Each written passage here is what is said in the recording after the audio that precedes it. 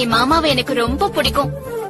என்னால எப்படி அளவுலாம் சொல்ல முடியும்? சாமி உனக்கு எந்த அளவுக்கு பிடிக்கும், அம்மா உனக்கு எந்த அளவுக்கு பிடிக்கும்னு யாராவது கேட்டா என்ன சொல்ல முடியும்?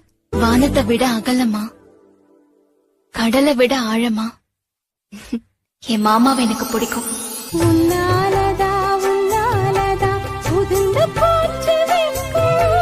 கண்ணாலதா கையாலதா கலந்து கிட்டா சொர்க்கம்.